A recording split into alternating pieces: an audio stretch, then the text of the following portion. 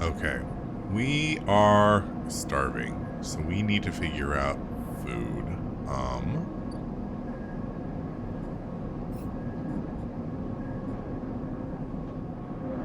Survive. Yeah, we also need to eat. Where did we take care of starving?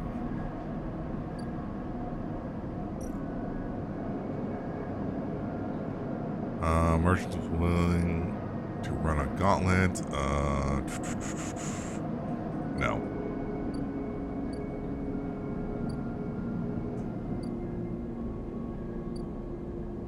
Open market. Ask for directions. Why wander when there are hundreds of people? Ooh, danger. No. Okay. Okay, I need to figure out food though.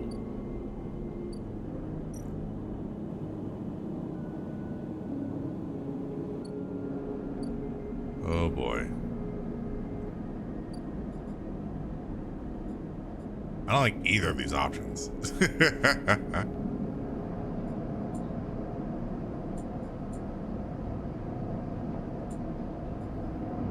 Okay.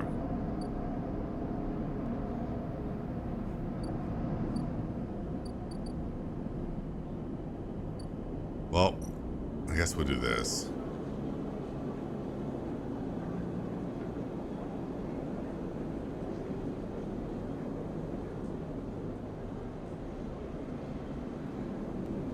Let's... I feel like...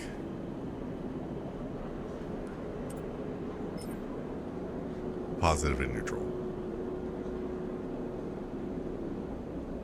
Yeah, because if I put that in, it drops down to a 4.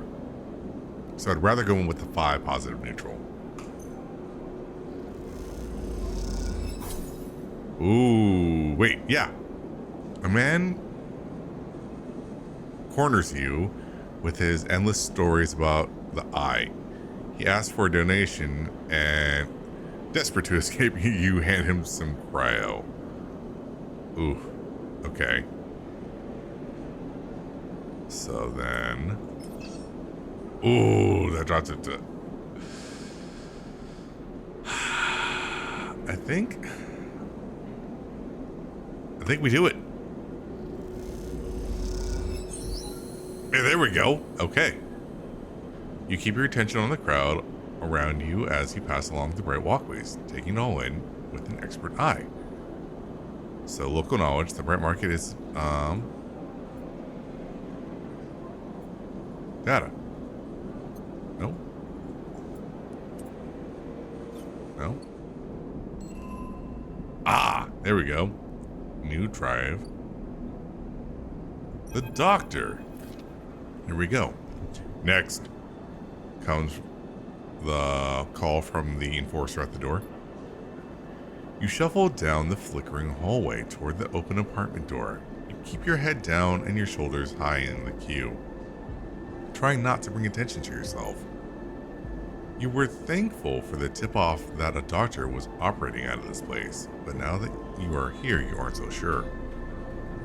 The gang enforcer on the door, the flickering light strips, the decaying hab block, they have all made the long queue a test of your nerve. But your options are few. Without a supply of stabilizer, this body, your body, will. You suppress a shiver and shuffle forward to the front of the queue. You try to find something to distract yourself. Look at the enforcer. The enforcer is looking down the corridor, and you dare to glance at him. His purpose is unmistakable. He is there to intimidate, to threaten, and if necessary, carry out those threats.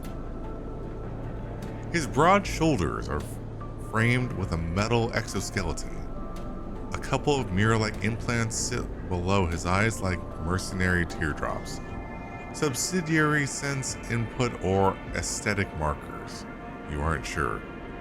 You also aren't familiar with the geometric blade-like tattoo on his arm, but you make a note of it. You avert your eyes when he looks back at the cue. After a few moments, a figure pushes through the doorway, and you catch a distant voice. Send in the next one, Toshiro. The enforcer jerks his head, and you slip inside, passing through the dark entryway and pushing through the plastic sheeting on the far door. A room beyond is bathed in warm light.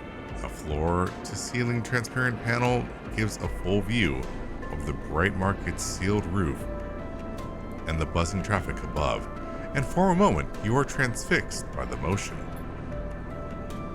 Come and sit,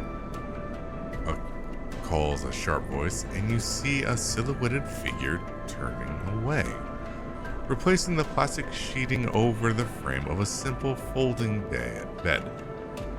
You make your way across the room. The figure turns. As they do, you see an expression of confusion flash across their features. They open their mouth as if to speak. They blink and then quickly regain their composure. Please sit, they gesture to the bed, then turn to an open case of tools on the table. You sit. Sunbane turns a compact diagnosis scanner of some kind in their hand. They hold it to their eye. Remain still, please. Their tone is clipped and businesslike. You stare ahead, still dazed from their expression when you first entered. Fear, recognition, sadness, unmistakably etched across their face. How long have you been on the station? They ask. The scanner still to their eye. A few cycles. They nod. It's good you came to me. They set the diagnostic scanner on the table. I'm going to start by assuming you don't know anything. They take your arm and roll up your sleeve, inspecting your synthetic skin. Your body is dying, they say without ceremony, without drama, but not without empathy. Essen-Arp doesn't like to see its proprietary technology let loose. To prevent bodies like yours, frames, as they call them, from being stolen, repurposed, or in your case, escaping, they built in a process of so-called planned obsolescence. Frames decay rapidly when not regularly injecting with stabilizer, one with Essen-Arp remains the sole producer of. They looked up. Sound familiar? Yes. Good. That may help. They swap to your other arm, running some thin metal device over your skin. You feel your forearm tremble. I'm sorry, Sabian says. I'm going to screw this name up sometimes. And you are unsure if they mean for the cold touch of metal or anything else. Emulations like you, sleepers as most people know you, aren't classified as people in any of the surrogate systems. You have no rights, no status. They focus hard on the inspection of your arm. And Essen-Arp has no reason to realize stabilizer into the market. Release stabilizer into the market. Sabine, whatever, looks up as if to apologize again, but they stop themselves. I know little of this is of use to you. They turn away, disassembling the metal instrument and cleaning it. Silence fills the room as Sabine works, and then the silence gives way to tension. You stare at them, at their back, willing them to say something. Anything. Sabine turns to you. I may be able to help.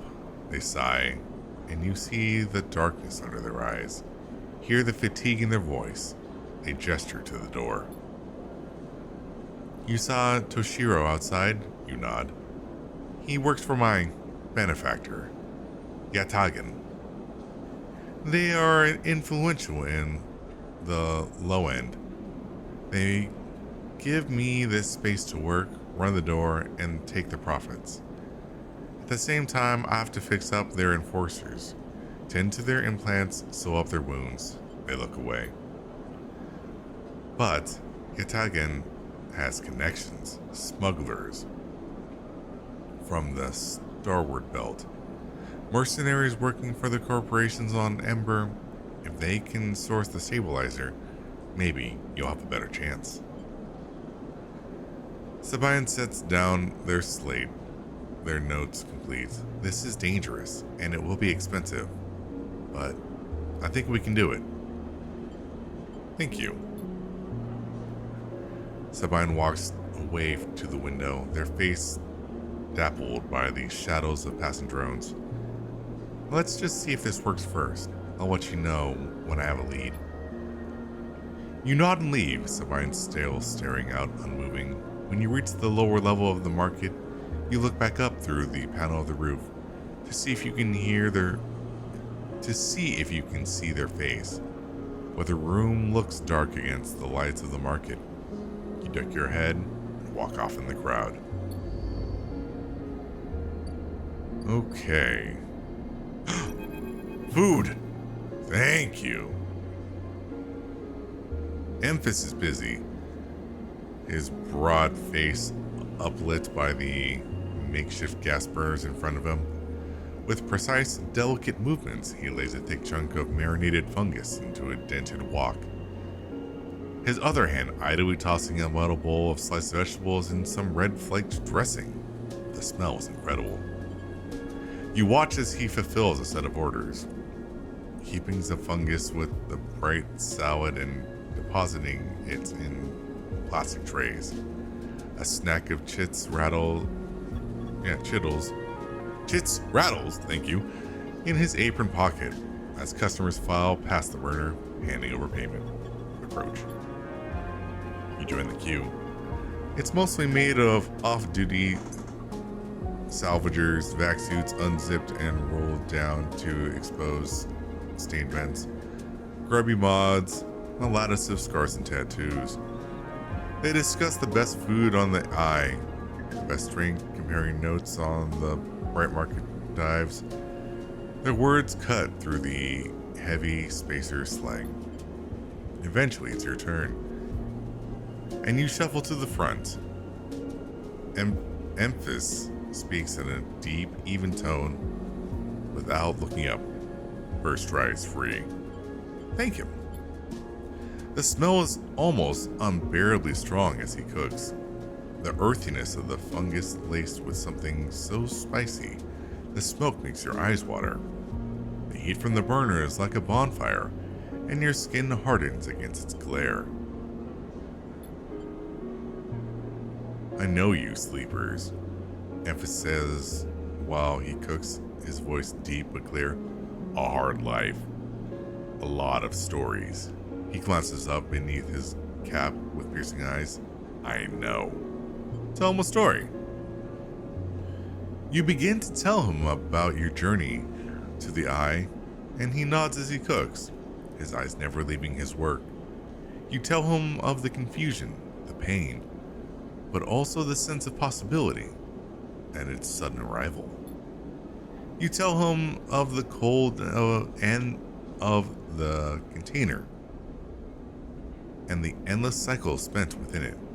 Now it seems, you tell him, like some dream that you once had but can never forget. You tell him that the eye excites you and scares you, and you are unsure where to walk, where to look, what to do. Eventually you trail off, running out of words. He places a plastic tray of steaming fungus in your hand. Next time we can talk some more, he smiles. But next time, you pay. He slams a heavy hand against a button on the burner's side and it shuts off. The roar of the flame and its impressive heat fades.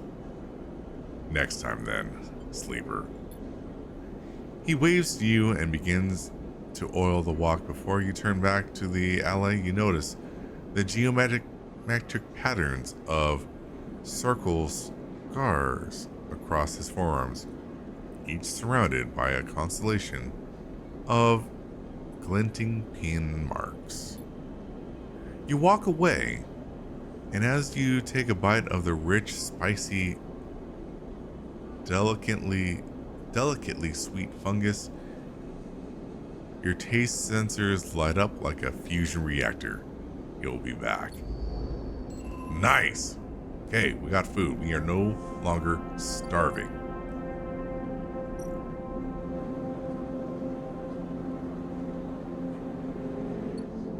Okay, cool. Well...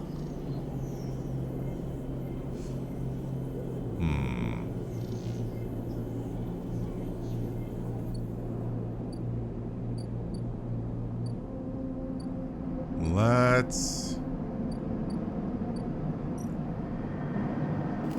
do some work, I guess, with our one.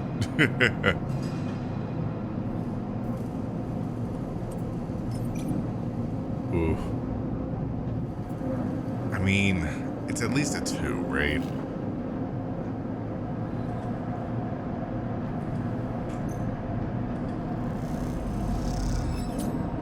Negative outcome 5, cryo. You ache from hammering away at this scrap and most of it crumbles into worthless rust. You call it a day early before you injure yourself. Ugh! Horrible. Alright, end the cycle.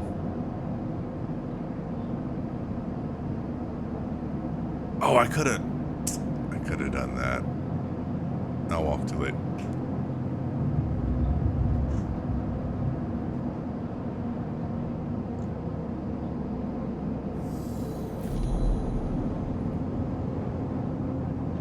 Again. The skeletal rig of the station fills your mind. It sparkles with glittering lights, like stars reflected in a winter lake. It is clearer, crisper than before. The threads still pull, but you remain in place, flickering in the flow. Between the threads you see bright shapes, caches of shimmering light beneath the transparent crystal forms. You follow the path of a thread across the ring, through these forms, then leap off the void. You begin to understand. These are nodes and connections, a map of information, of communication. There are so many layers, so many loops that it seems almost impossible to parse. But you begin to try. Let's focus on the nodes. The nodes are glassy, bright, but in all this flow, the only solid and fixed points. You approach one, a pyramid, or a triangle. Dimensions are difficult here, and lean close to it. Inside, shifting layers conceal a tangle of threads, a meeting point of exchange. But before you can glimpse any further, the glass clouds and hardens, cutting you off. The threads and nodes, passages and puzzle boxes, one leads to another.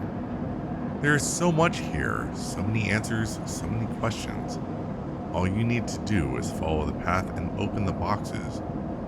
You look out across the ghost landscape of exchange and see an opportunity. But then that insistent tugging again, pulling at you. You look down and see two threads pulling in different directions as if they were tied around you. The first thread leads out away from the station into the inky black. Someone out there is tracking you, hunting you, following the thread to you. They are in a ship, and the ship is approaching ever closer with each cycle. The second thread leads you in, pulling deep into the station. Your gaze follows it, and this time you see something. A sphere shimmering above a strange angular body. A pulse shoots out from it, passing over you like a torch beam. testing you, tasting you. You open your eyes. Time is short. Ooh. Okay. Hunted. Someone out there is tracking you, following your tail. It won't be long before they arrive. Oh boy. Tutorial. The cloud. Something has changed inside you. You can now access the data center of the eye, a network of decaying protocols and data caches. While you can use dice and items to access systems and extract data, be careful, these networks are old and strange. Click the I button at the top of the screen to toggle on and off this view.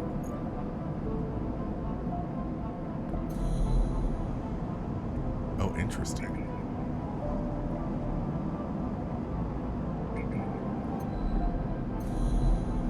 Okay, so I don't know what this means yet. Interesting. No upgrade points yet. Okay, okay.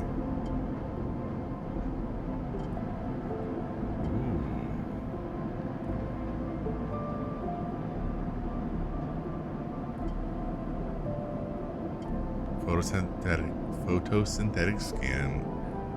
Sunbathe dice action allows energy to recover at home. Oh! Okay. That's what that'll do.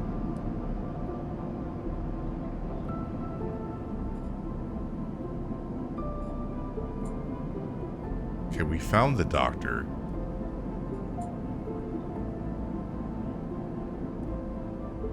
How much more does he need?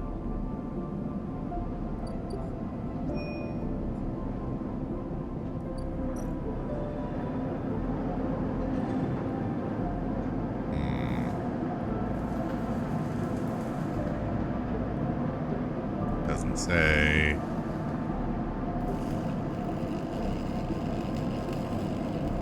Well, let us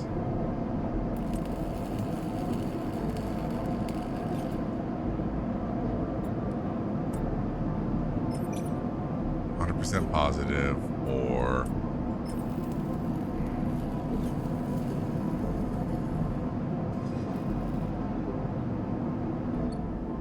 is there any other place that we can make money?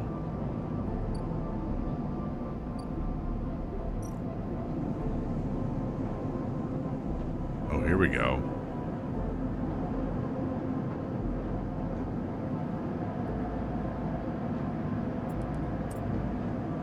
Yeah, we'll do this. Alright, all materials. As a newcomer, you can only gain favor by grabbing a load of materials and asking the nearest yard hand where to take them. Boom. Yard hand and energy. You do well when their shift is up, a couple of hands invite you to share a ration pack and some of their well-worn advice. Excellent.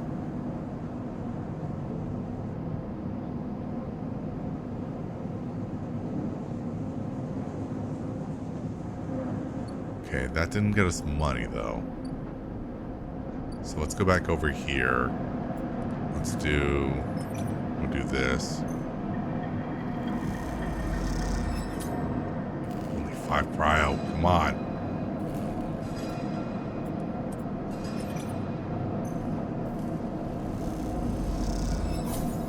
There you go. We're getting there. We're getting there.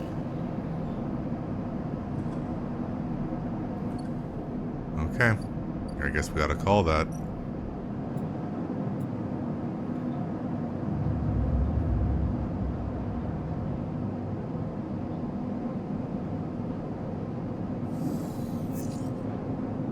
Oof, we're starving again. As you close up, a voice echoes down the corridor toward you. Sleeper, wake up. Turn.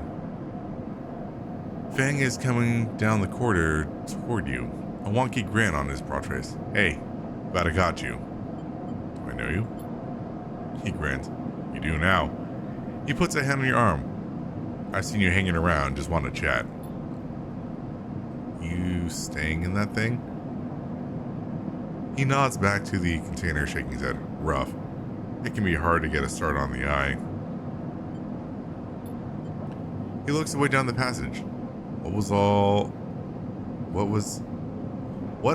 it old Erland said? The eye opens for us all. Nice idea. But well, not always very practical. He glances back at you.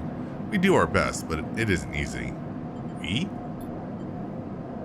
You pass together into the main walkway. Haven Age. We are all one dysfunctional family. Fang puts an arm around you. I'm not part of the security branch, though. Don't worry, I'm with systems. Systems? Everything on I runs on. He runs a hand along the passage wall. This place is a ruin, but systems keeps it spinning somehow. At least we try to. He stops you in a quiet passage look. That's not what I'm here to discuss. I saw you around, and well, I know a little about you sleepers. I have a little proposition for you. He glances around, but this is not the place for it. I have an office just across the way. Give me a cycle or two to prepare, then when you're settled, stop by. He lowers his voice and gives you a dark look. In truth, I need you. If what they say is true about you sleepers, well, there's work to be done. He pats you on the back, his voice brightened, his dark look suddenly gone. Stay clean, sleeper. He walks off down the passage, raising his hand in farewell. Interesting.